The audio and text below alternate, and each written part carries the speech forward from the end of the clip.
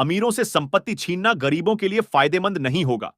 इतिहास गवाह है कि पूंजीपति वर्ग राजाओं और जमींदारों के मनमाने शासन से छुटकारा पाने और लोकतंत्र लाने की लड़ाई में सबसे आगे रहा है। दरअसल निजी संपत्ति का बार बार बंटवारा करने से असमानता दूर नहीं हुई है। वास्तव में आर्थिक गतिविधियों में भाग लेने वाले लोगों की संख्या बढ़ाने से ही सभी को फायदा होता है। लोकतंत्र और निजी संपत्ति एक दूसरे के पूरक हैं। पेरिस की सड़कों पर कैदियों को ले जाने वाली गाड़ियां गुजर रही थीं। उन गाड़ियों में जो कैदी थे वे कोई और नहीं बल्कि पहले के जमींदार और राजा महाराजा थे। जब उन्हें लेकर पथरीली सड़कों से होकर गाड़ियां गुजर रही थीं, तब आसपास बैठी बुजुर्ग औरतें बुनाई करते हुए कई बात पर चर्चा कर रही थीं। तमाम बातें, तमाम तरह की चर्चा, लेकिन इस बात पर नहीं कि जमींदारों की जमीन को कैसे फिर से बांटा जाए। क्रांति के चलते यह फैसला तो पहले ही हो चुका था। ठीक उसी तरह जब हमारे देश के उच्चतम न्यायालय के माननीय जज अनुच्छेद 79 बी के अर्थ और दायरे पर विचार कर रहे हैं, तो उन्हें दो बातों को ध्यान में रखना महत्वपूर्ण है। यह अनुच्छेद राज्य को एक निर्देश देता है कि समुदाय के भौतिक संसाधनों का स्वामित्व और नियंत्रण इस प्रकार बंटाया जाए जिससे वह आम जनता की भलाई के लिए सबसे उपयोगी हो सके। पहली बात, इतिहास गवाह है कि जब भी किसी क्रांति ने पूरी दुनिया को बदलकर रख दिया है, तब संपत्ति का आमूलचूल बंटवारा उसका एक अहम हिस्सा रहा है। दूसरी बात, इसका सिर्फ एक अपवाद रहा है, वो है जमीनी सुधार। जमीनी सुधार का मकसद सामंती व्यवस्था को खत्म करना, जमीन का मालिकाना हक किसानों को देना और खेती में ज्यादा पैदावार के लिए उनका उत्साह बढ़ाना है। भारत का संविधान एक आधुनिक राष्ट्र बनाने के लिए बनाया गया था, जिसमें कई तरह के तत्व शामिल थे। इसमें अंग्रेजों की सबसे बड़ी उपनिवेश के खंडहरों से लेकर गरीब, अज्ञानता, बीमारी और असमानता को खत्म करने की 40 करोड़ भारतीयों की आशाएं और ख्वाब शामिल थे। संविधान का मकसद नए देश को बनाने के लिए व्यवस्था और एकजुट करने वाला सिद्धांत लाना था, न कि नई दंगा और विद्रोह पैदा करना। हालांकि हो सकता है कि परंपरागत धनी वर्ग लोकतंत्र के फैलने का विरोध करे, वो एक अलग बात है। कि औद्योगिक क्रांति ने इस भ्रम को दूर कर दिया। इतिहास बताता है कि पूंजीपति वर्ग शहरी कारोबारी, राजाओं और जमींदारों के मनमाने शासन से छुटकारा पाने और लोकतंत्र लाने की लड़ाई में सबसे आगे रहा है। लोकतंत्र और निजी संपत्ति आधुनिक पूंजीवादी समृद्धि की दुनिया में एक दूसरे का गला घोंटने के बजाय हाथ मिलाकर चलते हैं। भारत के संविधान निर्माता निजी संपत्ति को उस सामग्री में शामिल नहीं कर सकते थे जिसे समुदाय के हित के लिए फिर से बांटा जाना चाहिए। सिर्फ कृषि भूमि को ही इससे अलग रखा गया है।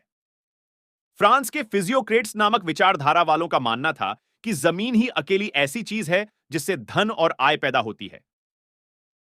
यह गलतफहमी किसी भी औद्योगिक क्रांति से पहले की संस्कृति में आम है। औद्योगिक क्रांति ने इस भ्रम को दूर कर दिया। आज की विकसित अर्थव्यवस्थाओं में कुल कमाई या रोजगार में कृषि का योगदान 2% से भी कम होगा। आज के समय में किसी भी बड़ी आर्टिफिशियल इंटेलिजेंस कंपनी को उसी अर्थ में जमीन की जरूरत है जितनी जरूरत आर्किमिडीज को जमीन की थी। उसने कहा था, मुझे खड़े होने के लिए एक जगह दो और एक लंबा लीवर दो, मैं पूरी दुनिया को हिला दूंगा।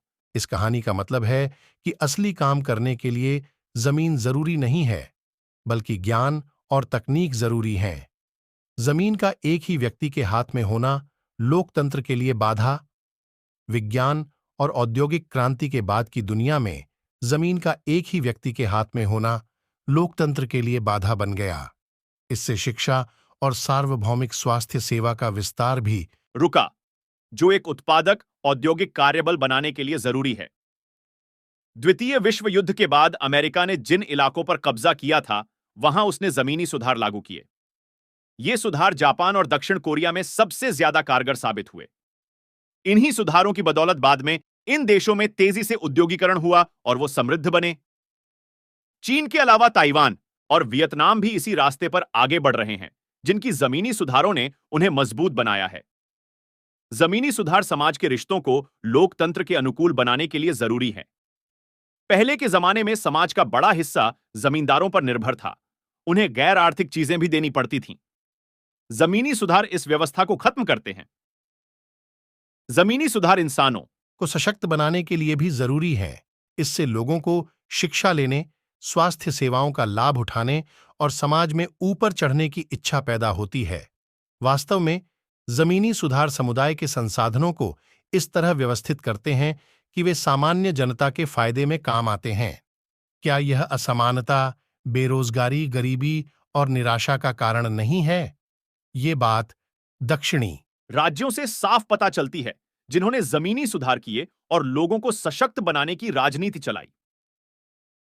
इन राज्यों में सामाजिक विकास के सूचक काफी बेहतर हैं और गरीबी भी बहुत कम है।